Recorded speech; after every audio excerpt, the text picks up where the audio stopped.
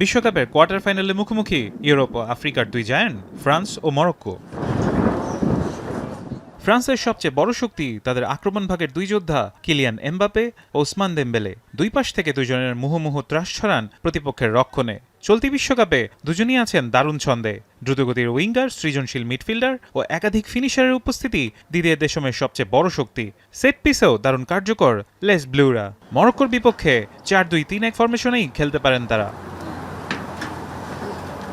আমি ভরসা রাখি হিরোর স্মার্ট ওয়াটার পিউরিফায়ারে। তবে দুর্বলতাও আছে সাবেক বিশ্ব চ্যাম্পিয়নদের। একজন জেনুইন হোল্ডিং মিডফিল্ডার না থাকায় অতিরিক্ত আক্রমণ করতে গিয়ে ফ্রান্সের রক্ষণে প্রায়ই তৈরি হয় ফাঁকা জায়গা। মরক্কো যদি দ্রুত কাউন্টার অ্যাটাকে উঠতে পারে তবে বিপদে পড়তে পারে ফরাসিরা।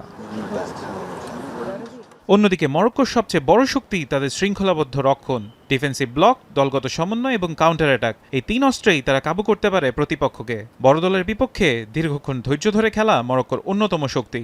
দলের রক্ষণের আক্রমণে আশরাফ হাকিমির সাথে থাকবেন মাজরাউই, নায়েফ ও রিয়াদ।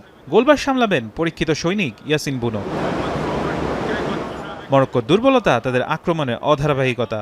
সুযোগ তৈরি করলেও সবসময় তা কাজে লাগাতে পারে না আফ্রিকান লায়নরা। তার উপর দুর্দান্ত ছন্দে থাকা ইসমাইল সাইবের ইনজুরি ভোগাতে পারে দলটিকে। সব মিলিয়ে ম্যাচটি হতে যাচ্ছে সাবেক দুই পিএসজি সতীর্থ এমবাপ্পে ও আশরাফ হাকিমির দারুণ এক লড়াই। ফুটবল প্রেমীদের জন্য এটি হতে পারে কোয়ার্টার ফাইনালের সবচেয়ে কৌশলী ও রোমাঞ্চকর ম্যাচ। ফারহান ইহসান, এখন।